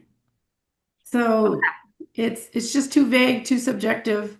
It needs, if you could find a research study that talks about student outcomes and how to write a decent goal around that, that would be perfect. But I don't even think there is something out there. Well, special educators write student outcomes all the time, but those are student by student. Right, right. They're on the second question now, so. We're on lots. They're doing great. Oh, Yeah. We only have 5 minutes left, so we're How about- moving. Sue came in to prompt us, make sure we're moving along. Yeah, I've got a couple things I want to just to react. Okay. One of them is number 12. Number 12. Okay. Number 12 is basically, in my opinion, effectively code for eliminating K-8 districts. And that to me is unacceptable. It's often an appropriate model for rural areas. And geography often dictates that a high school isn't practical, or that one high school or being merged, being attached to a particular high school isn't practical. For us out here, it's not private schools. Where our kids, almost all the public schools, but because of which edge of the county you're on, or various factors, we actually proposed having a high school out here. It was soundly rejected by our voters. I'm very concerned with criteria, which basically means eliminating K-8 districts, because that's what number 12 says. Is there a better word? I think so. I think the idea was that from pre-K to 12, there's cohesion around like a clear vision, a shared vision, shared resources, transportation, like a cohesion of all of the things that go into a school system. It's code. It's code for eliminating K-8 districts. We know that from the discussions at the redistricting commission, the task force. When that criteria is put in, it means eliminating K-8 districts. That's what might be a better word to describe a pre-K to grade 12 system that is. I'd say get rid of it. I'd take it. Okay. So when the next step is going to be, you can mark if you want, your top 3 priorities and get rid of, and you'll be ready to do that. Particularly when you look at, there's no good data on this that shows that integrating the pre-K through 12 improves outcomes. We actually did a study here about 12 years ago to see how our high school students were doing, and that was fine. There was no indication that the high school students were performing worse than high school students who had not been in a K-8 district initially. So going back to pretend the data, I have no data which shows that really improves things. And let's go back to outcomes. In particular, I'd sort of want to know how are you measuring the outcomes, because if you were at what I've heard from the meetings the superintendents had with the governor and secretary not too recently is that the message is our schools are failing. I'm not sure what measure they're using. Right. That our schools have failed. So I really want to see what improves student outcomes. How are we measuring that? Are we? It was sort of a case to me, it seems like, from the governor and the secretary, what I would call rotten cherry picking. They're looking for they're cherry picking in reverse. Yes. To show that we're failing. And so I think we want to be very careful about just sort of generally, grabbing things out of there. And tied to 12, number 7, obviously, I mean, I don't think there's anything wrong with 1,000 students per district. There are areas that are sparse where larger districts, going up to 2,000, it gets pretty geographically spread out. And that's not everywhere is as dense as Chittenden County. For sure. Just so you know, I just got the 2-minute warning. Okay. And the district size, I mean, in my neck of the woods, we have 3 high schools all within 20 minutes of each other, and they all go to the career center. And probably if you, at one point they had talked that you could combine all 3 districts and have less than 2,000 students.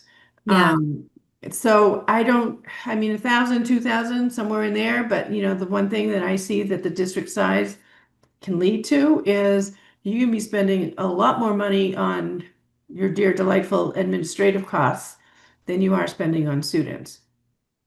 Because everyone's going to say, oh, we need, 4 bookkeepers. We're going to need this. We're going to need that. And then the expenses that you could save by consolidating your offices just end up increasing, and less money goes to students.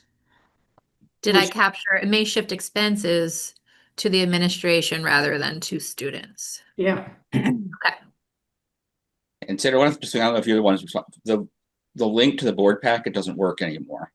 Oh, Yeah. no. Okay, I'll ask Amy when she's been coming in and out of the. When I click on it, I get it, the site took too long to respond Yeah. Oh, no. Okay, I'll let her know. I sent her an email, so she, I don't know if she knows or not. I haven't received Okay. it yet, so. I will, I'll check with her as soon as I get back in there. We have 30 seconds. Is there anything else you want me to capture here? We're gonna come back to this and do our check marks in a minute, but I'm gonna bring you back into the group if we're good for now. The only thing that I heard that I really wonder about is on the slide that it talked about, 1 minute. and maybe it was under educational opportunities, it was about the collaboration with teachers, with parents, and trying new things. I can tell you, teachers typically do not reach out to parents to collaborate with parents. Was that under educational opportunity? Do you remember? I think it might have been. Okay. Teachers pretty much teach, and if parents want to help, then parents come in and ask if they can help. Okay. But then there's the whole rigmarole of, fingerprinting and whatnot. And Yes, all that fun stuff. Okay, you ready to join the big group? Amy, the Sure. link to the packet isn't working. Remember I showed you that I was getting an error? They're getting an error too. Because we have a problem with the server, but they fixed that this afternoon. You all can't get the pack. Yeah, they're saying they can't open the packet. All right, I'm gonna bring you back into the big room. Okay. So I'm gonna mute myself before I get in there.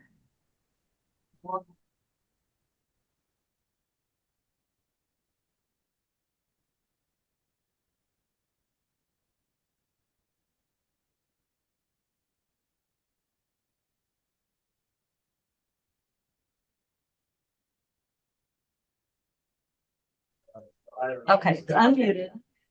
I don't know how to do phone. Yeah. Turn it all the way down.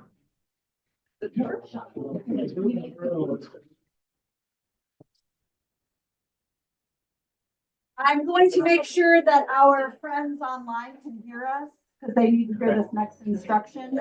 Can they hear us? I know. Can you give a thumbs up if you can hear us, our friends online? Okay, great. Okay.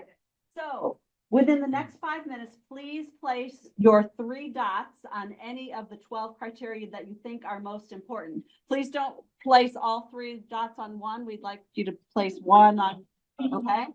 And for your online people, Sandra's going to work with you. We've got a little chart and that you can check off. So we're prepared for your input as well. And then when you're done, please come back to your seat and we're going to have a full group discussion on the above questions. 5 minutes, yeah. But where other people have put them, it doesn't mean that the other ones are not going to be taken. Right, right. The criteria is all staying. But in the hallway. In the hallway. In the hallway, yes. Oh, thank you.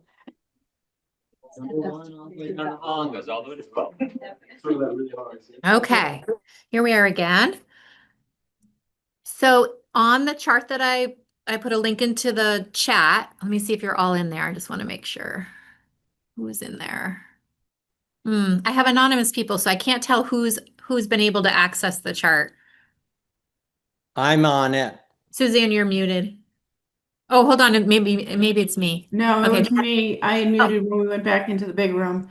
I should be in the chart. Okay. I'm not sure if I can check anything, but I think I'm in the chart.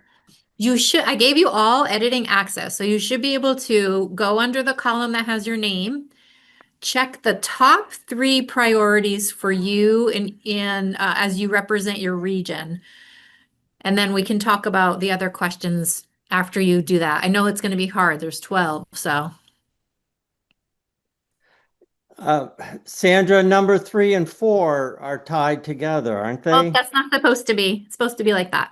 Sorry. Yeah, all I see is check any criteria you want to remove. I don't see a way to. Oh, you know what? Hold on. That is what we were going to do, that you want to prioritize. We changed it this afternoon. Check 3. There you go. Criteria you want to prioritize. And I'm gonna uncheck the one that I want to remove. Oh, sorry. Amy just said she re-emailed the link to you for the packet. Okay. There's a lot going on here. Sorry. And we'll have a chance to say something about our 3 or not. I'm happy to record. Yeah. So let me just see how we're doing here. We've got Gaston 1, 2, 3. Yep. Suzanne 1, 2.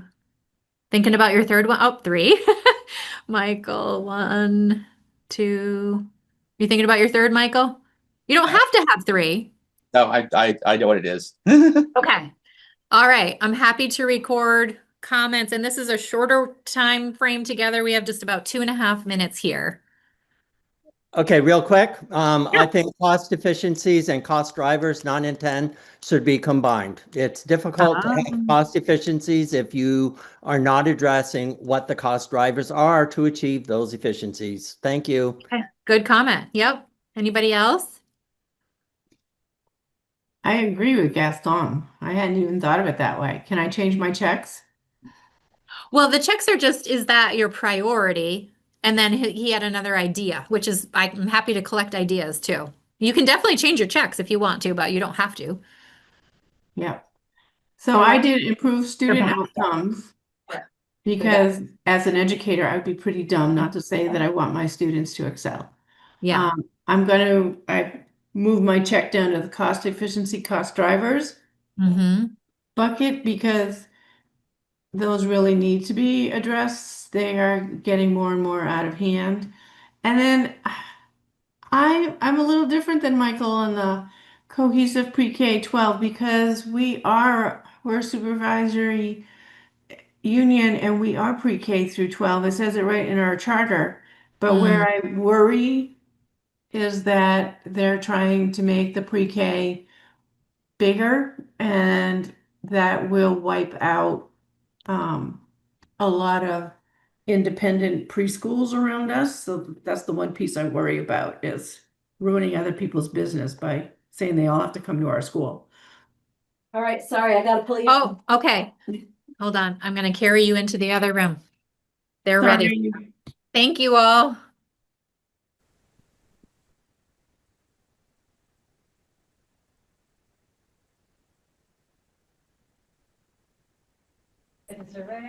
After 20 minutes, I was like, I'm just gonna get out of it. And I said, no, I'm invested in it. I'm gonna finish it. It's like, what the hell? We were stuck in the survey. You know, when?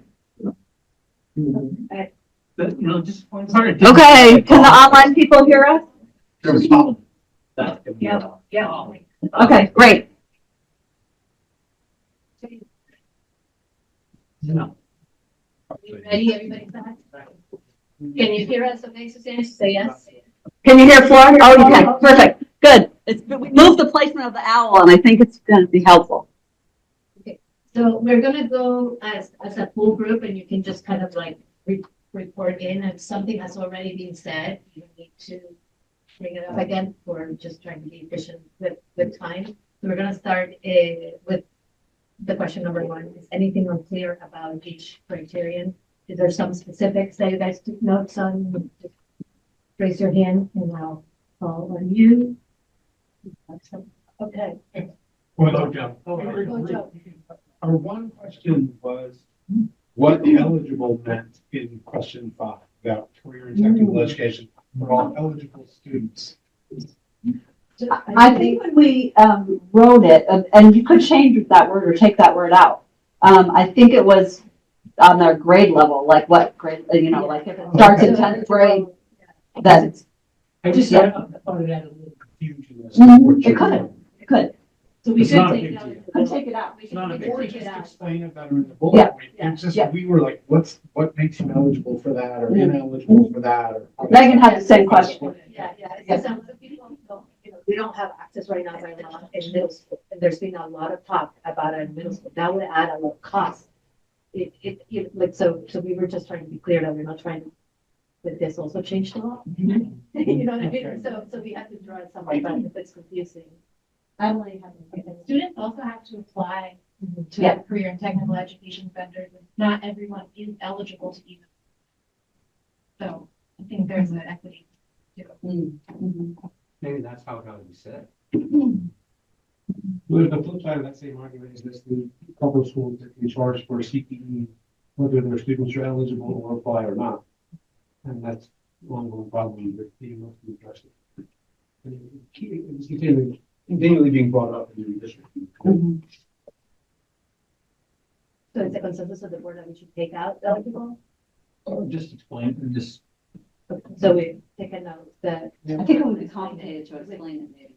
Yeah, I think we can complicated to explain, I mean, we can write it differently, but. Yeah. Note taken. Okay. Yeah. Nothing else in there clear? Okay, oh, yes, yeah. Well, so we talked a little bit about number 2, which was share a unified vision and mission. Oh, did we start recording again? Are we recording still? Should we stop it? I don't think we ever stopped. We didn't stop, okay. Yeah. Sorry, I'm sorry, Neil. I just want to make sure I capture what you said. Yeah. I think the interpretation is unified mission and vision for public education in Vermont, but are we interpreting that the way that it was intended? Yes, yes, that's what it. We've been circumventing that, right? We circumvented the mission. Maybe it should say a statewide unified vision. Yeah, That's because what it was it's unclear to me, was it across the state? Was it within the individual sort of districts that were being proposed? Was it, yeah. That's good. That's good. I think it's meant to be is the plan based on a statewide vision. To provide a stable vision, which is what the mission is trying to do for the future of public education. They kind of went around Well, it. that might, because I think you just said 2 different things, right? One was, does it provide a consistent vision and mission? The other one was, does it adhere to? Right, and I think in the adhere to piece, that's hard to say because we don't really have one. Right. And then are we putting the requirement on whatever the redistrict proposal comes out that it helps to establish that statewide vision and mission? And that's what I think, at least that's what we were trying to say. So, yeah, because if we don't, if the structure, for example, if the structure broke in districts, or there's not a pre-K to 12 in the structure, it's really hard to establish a vision and have it statewide. To like, the plan is not cohesive, and I know that we spent a lot of time talking about this and how we're gonna. There's so Well, many like, questions.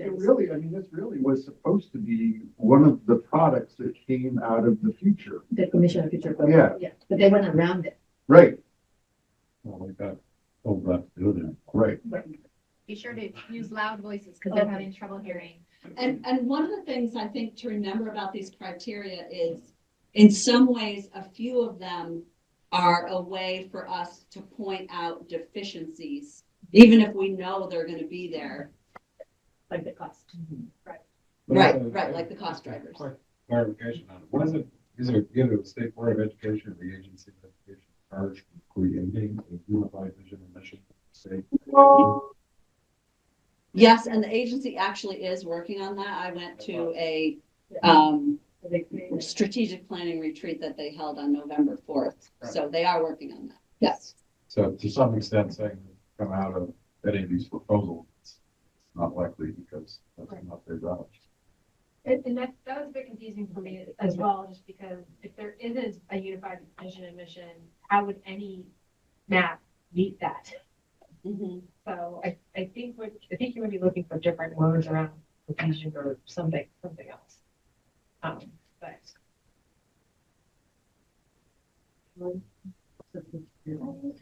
just to move on to a different, something that it feels kind of squishy to me is to include in education cost drivers, mental health supports and special education.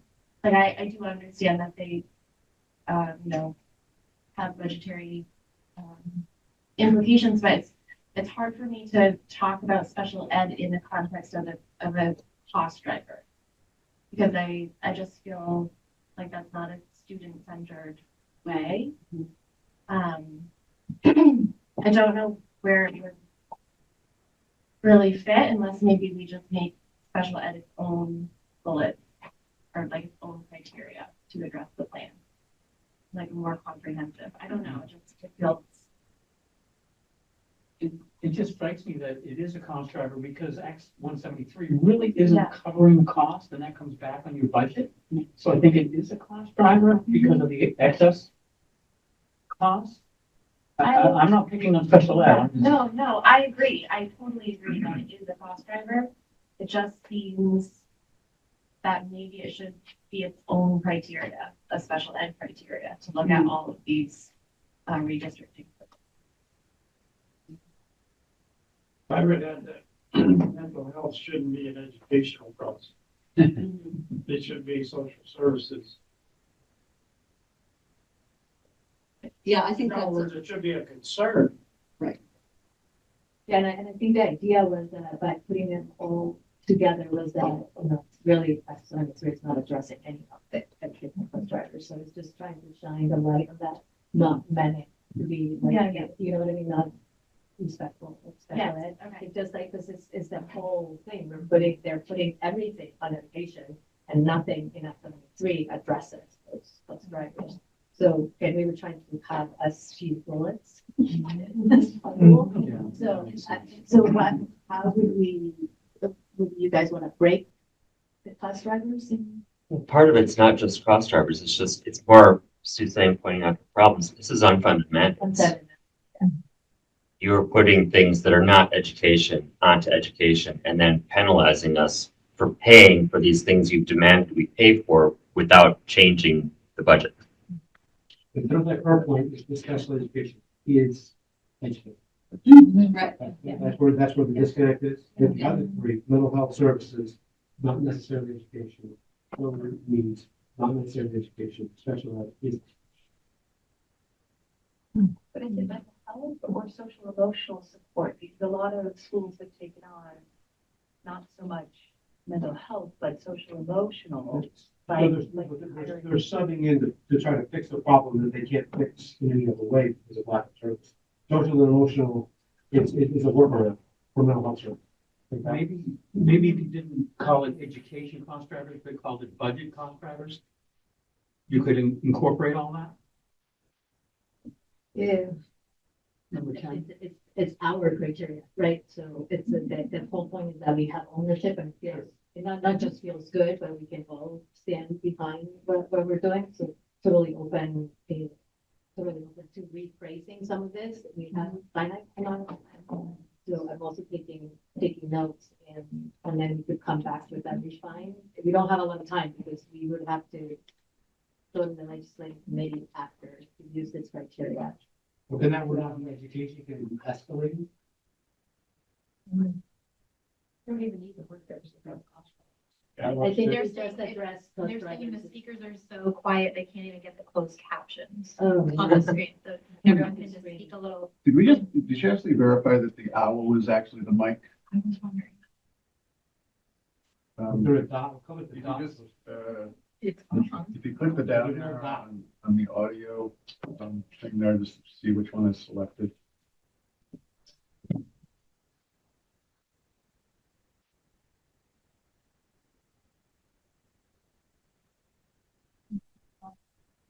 Select, Owl Pro, the microphone. Which is the second one down, I think, the Owl Pro. Oh, yeah. See it, yeah, in your first second. This one? Yeah, right there. How about now, gang? Is that any better? Yay.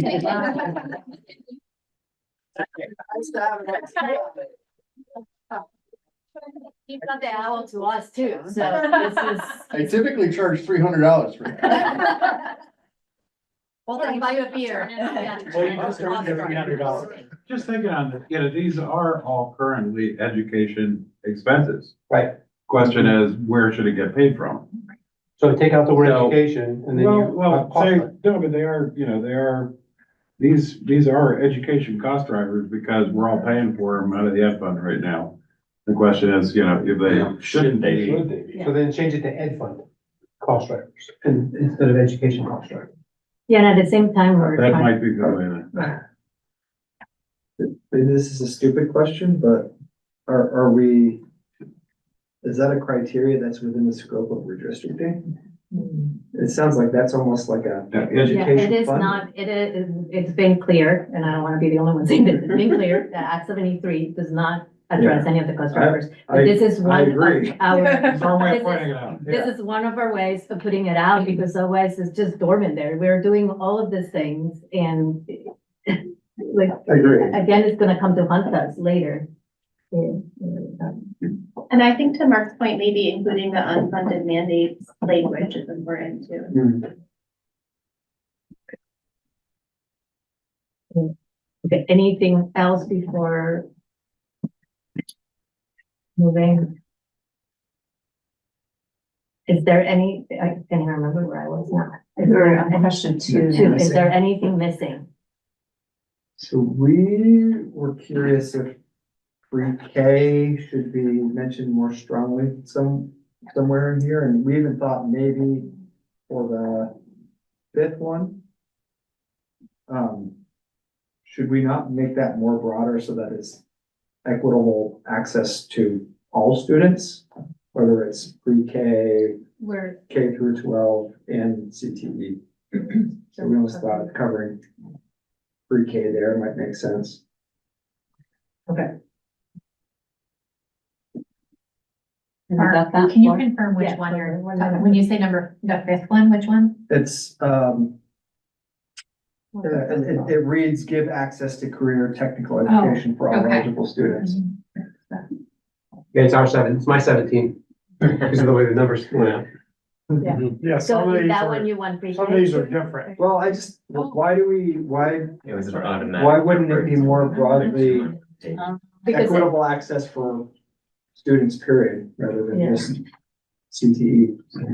yeah, and, but CT is one of the criteria for, because there's a multiple pathways, and Yeah. we have cohesive pre-K to 12 in number 24 in your list there. Because, I think we all believe that pre-K shouldn't be optional, and, we want full ADM.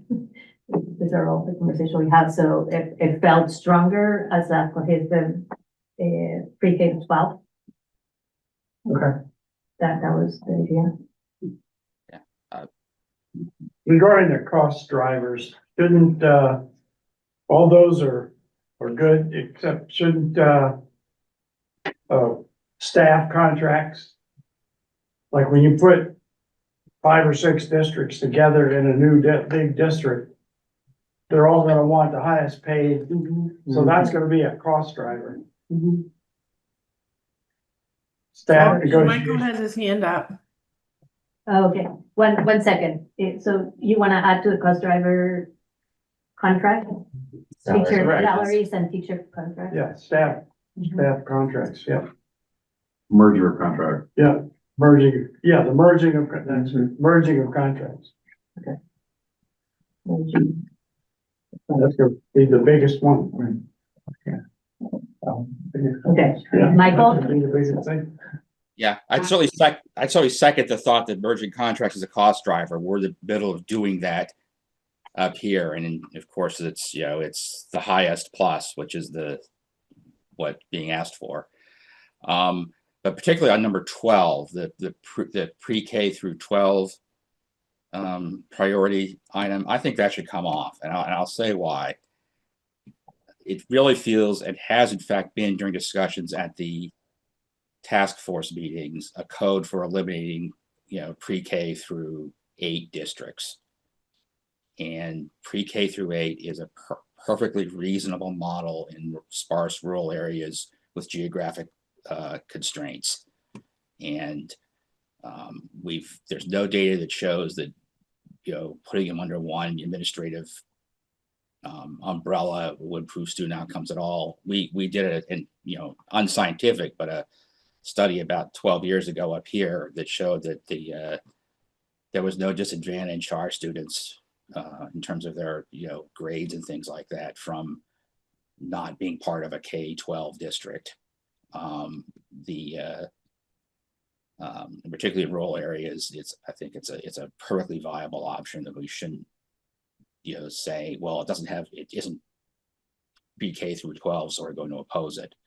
I don't think that's a good position for us to take.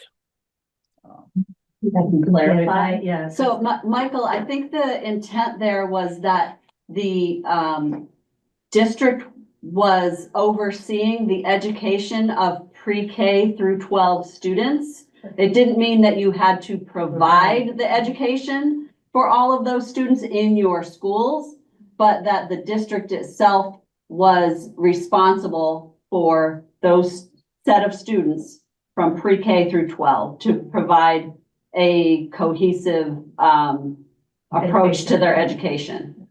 I guess it doesn't add anything then, because I think all districts now are responsible for pre-K through 12. So it's really not something. No, they're not. They're not. There are districts that don't have to pay high school tuition. Well, for instance, I think if Barbara was here, she'd tell you they have like the Lake Region Elementary District and the Lake Region High School District. They're two different districts. Okay, I guess where there's a separate high school district, that would make sense. Yeah, because we're definitely responsible for pre-K through 12. Right. Yeah, and that's the whole point, Mike. Yeah. You just answered it there. That's the Yeah. whole point. You want to be responsible from pre-K to 12. It's not even for private schools, and we're 95% of our students at least go to a public school. Yeah, whether you're tuitioning or not, you want to be responsible to pre-K to 12. At times during the task force discussion, there has been a coded way of saying get rid of, pre-K through 8 operating districts. Okay, yeah, that's not it. We can clarify the language. Okay. Is there anything missing? And then I'm going to jump into less items of our agenda. Can you work in the word public anywhere in this? For education, in front of the word education, one time, public education. Please. I don't know where, but doesn't say that word at any time.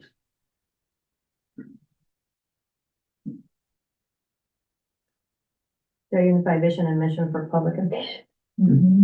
Maybe number 3 too. Yeah. Equitable access. Yeah.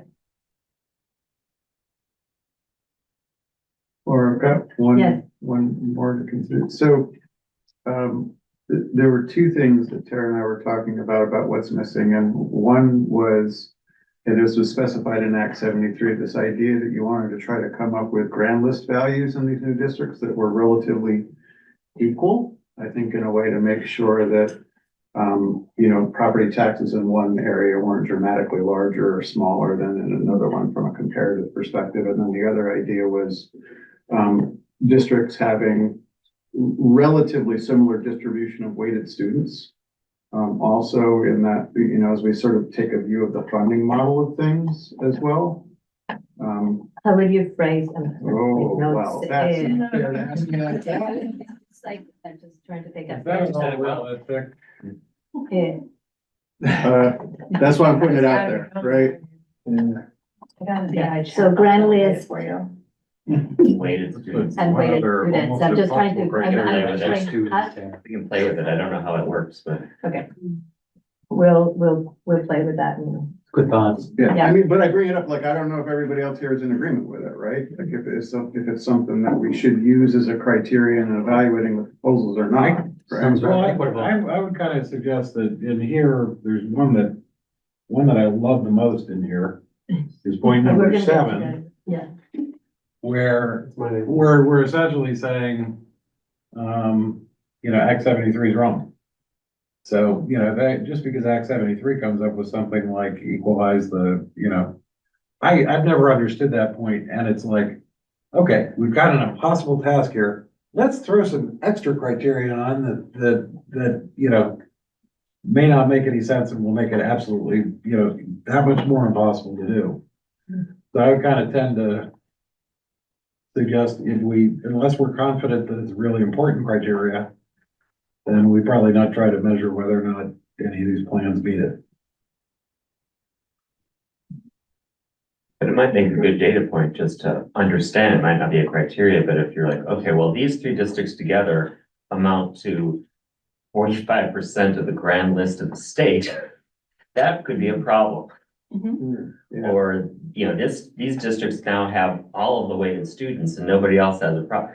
This might not be the best way to go forward, but it might not be it should just be something to throw out there is information, but maybe it doesn't rise to a criteria. I'm happy with it as information. I just, I don't wanna say that it's not acceptable. It doesn't meet this criteria that we think is ununderstandable and ridiculous. I won't speak for Neil, but I think it raises a real equity, issue around forming these districts, and I'm thinking that's where you're coming from. Yeah. Well, another thing about cost drivers, and I hate to go back to that, but the very last piece of number 10, facility needs. If you put 5 districts together, District A has really renovated all their buildings, everything's in tip-top shape, and the other 4 school districts that have merged are at different levels. You know, you might have one school that or one district that all 5 schools need to be renovated, and 2, 3, and 4 are kind of like that. But number 1 is renovate all their schools, and there's like a inequity there. Well, that's gonna be a cost driver, because they're gonna have to raise up the other schools to be, if they want them to be, to have the same vision and mission. I mean, we could go on and on. I realize. Well, so is everyone aware of what the most recent thing that's happened with the task force? I did send an email Yeah. letting people know what happened. And if we have time, we'll debrief that at the end, Okay, because okay. we have to get through this, and then we still have a couple more things in our agenda. One second, Emily had her hand up. And I think it's included, but I think there could be a stronger part about special ed.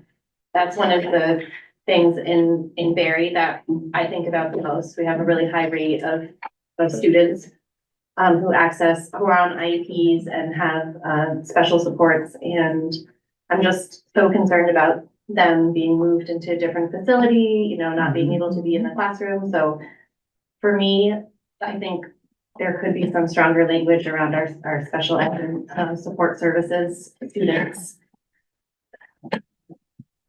Yeah. I think you're absolutely right. So I was going to the differentiated needs of students, and also higher investment in schools that are high concentrated poverty or special education needs. Would that work? Yeah. Okay. I have some language, and then Neil was talking about something I sent. So, I don't know, we develop a regional responsive solution that reflects community is more to you though. What I had, community diversity that prevents inequitable distribution of resources. But my worry with all of this is that it's not things that we're not thinking of, but if we get too specific, so we can put them as subcategories of the bigger ones. So I think that that's our next step. This conversation has made me think that we need like that second column of this to just get to some of the specifics, especially, like using an equity lens, and actually all of them will bring a lot of. Yeah, that would specifics. actually be really helpful, For especially when we go to testify, Yeah. to have like a little bit more, yeah. Okay, so Yeah. now the cost, the tally of what was out there, so number 10 winning is cost drivers, believe it or not. Improve student outcomes, 8, vision, mission, 5, ed opportunities, 5, regional, variables, 5, community trust, 4, CT, 4, district size, 3, efficiency, 2, pre-K to 12 governance, 2, health and safety, 0, and I don't know what that means. So, The trick is whether or not sorry, Mike, thank you. timeline. Okay. Oops. But I think at least what I'm reflecting from listening to all of you is that, I don't see greater position. Mark, Jim and I had a different conversation because you like to follow rules. No, I'm not including the part that. But what I'm understanding for everybody, and I'm going to include you, Jim, is that we are okay with this, with this criteria. We got to develop like a second tier to this criteria in order to be able to really equitably examine the proposals that were coming right now. We just have one proposal, but I don't think I need a motion for this, but it's thumbs up from here. It will go to the executive committee and the legislative committee. Because there's not another meeting until the second week of December of the entire board, and the proposals, then that's district thing is meeting on the November 20th, and they are presenting the report on December 1st. So we wouldn't be meeting until the second week of December, which is a little later. Everybody okay with that? People online can hear us? Hold on. Gaston's raising his hand. Gaston has his hand raised. Yeah, I'm sorry. I didn't catch all of the conversation about the cost drivers, but to me, I think that, the whole purpose of this education reform was to reduce the tax burden. And here we are, not even identifying cost efficiencies as a criteria. In my mind, number 9 and 10 should absolutely be put together. So instead of 12 proposed criteria, you have 11. It just does not make sense to me that you are addressing the cost drivers separately from efficiencies. I mean, those two absolutely go together. And so I don't know. I don't understand how we can put forward that the cost drivers is number one, which sure, I mean, that all goes into cost, but the whole reason why Governor Scott started all of this was because he had heard from, his constituents that, my God, we're paying way too much for taxes. This is unsustainable. So I don't understand. I guess I sort of disagree, and that's just my point. But honestly, 9 and 10 should be combined in my view. Over. Okay, so there's no, I don't know, Gaston, there's no need to exactly disagree. What would you like it to say? So bring 9 and 10 together? I don't think that anybody here is like. I like them Yeah. separate myself. You like it Oh, separate? really? Yeah. Essentially because I view, cost drivers are things we're telling them, specific things they should pay attention to. Cost efficiencies, that's a whole different ballgame to me. That's the way that, it is. I'll tell you, the biggest thing is if you can structure your district in a way so you have fewer needs for people, then you could end up reducing the cost. What we're doing in our district, we're trying to turn 5 schools into essentially 2, because we could end up having a lot fewer, we got better education for our kids with a lot fewer people needed to provide that education, which is going to create savings for the next 50 years. Yeah, and that was part of the conversation, with cost efficiency. If you talk about exactly what you're saying. Are you structure in your district the best way to serve all of our students, right? And then if you tie it to the other one, it gets it out of that. So mixes it up, Yeah. which is So hard because the other ones we have no control in some ways, and how we operate efficient. We as board members, that's one of the few things that we actually do. We want to restructure to get efficiencies. At the same time, we would love the state to figure out a better thing with healthcare. Yeah.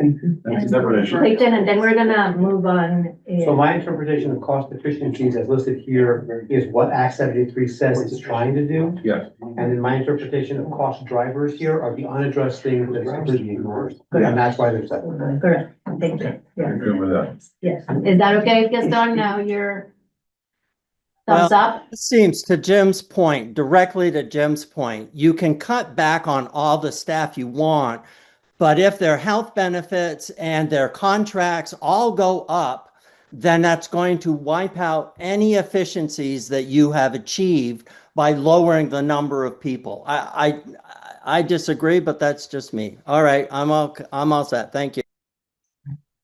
Did you hear what Clayton said, Gaston? Can you repeat it, Clayton? So Gaston, what I said was specifically to the 2, that when on demonstrating cost efficiencies are what Act 73 says that it intends to do.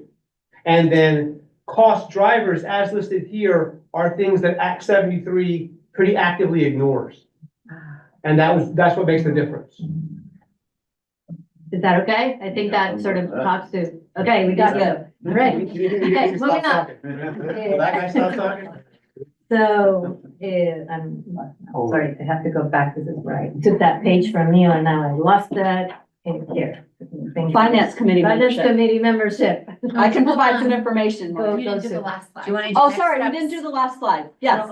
Yes, So the next steps. Yeah. We're gonna refine the criteria based on this feedback. It was very helpful feedback. Thank you very much for all your thoughts. The legislative committee is going to meet to apply the refined criteria to any proposal. And, the criteria, when they are ready for prime time, will be, uploaded to our webpage and communicated according to the communications plan.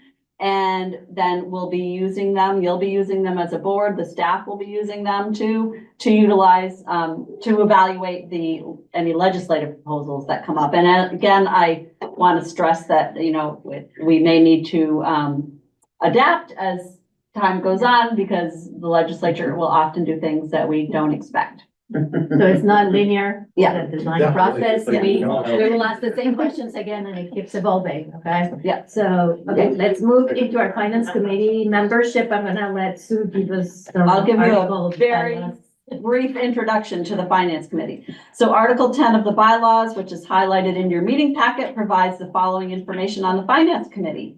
The committee consists of the treasurer, Jim Salzgiver, who shall serve as chair, and at least 2 members of the board of directors appointed by the president with the advice of the board of directors. The committee shall present a proposed budget to the board of directors and recommend adjustments to the board's financial monitoring policies as needed. The committee meets via Zoom approximately 4 to 6 times per year, once each quarter with 1 to 2 additional meetings during the budget development season.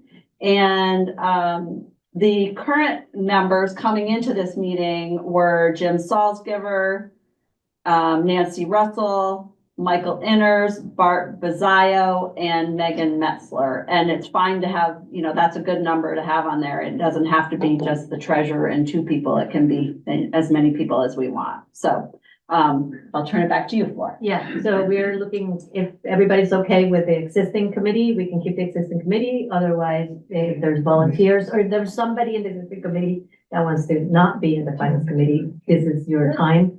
Bart, you don't get to get off. Neither is Megan. Okay, I'm like, Megan, I was gonna give her. Not anything negative around anybody else. So they're really deep finance people.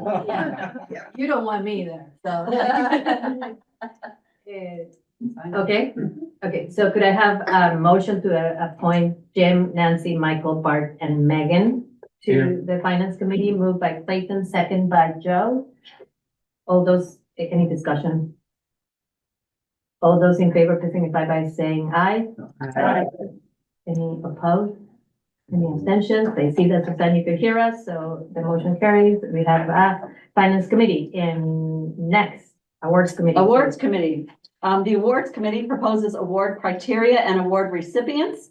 This committee meets via Zoom for 1 hour, approximately 3 to 4 times per year. And the members coming into this meeting on this committee were Neil Odell, Jack McCarthy, and Melanie Virgilio. Melanie's not here, so you Yeah. can definitely force her. I think she would be happy to stay. She did a really good job with Neil and Jack. So if They did do a good job. But if there's any other volunteers that somebody doesn't want to be, anyway. I would willingly give somebody else the opportunity. Okay. But it is a committee of joy. It is a committee Because of we joy. spread I don't know, happiness. Jack, do you want to jump in this wagon? No? He's, Well, Jack's in it. Yeah, oh, yes, true. being the Oh, rookie. yeah, you're in there. that group, Yeah. You're gonna stay? I learned a lot because, the other 2 are hardline board members. Yeah. They I did don't great know, Tara, job. do you want to jump here? It's a very.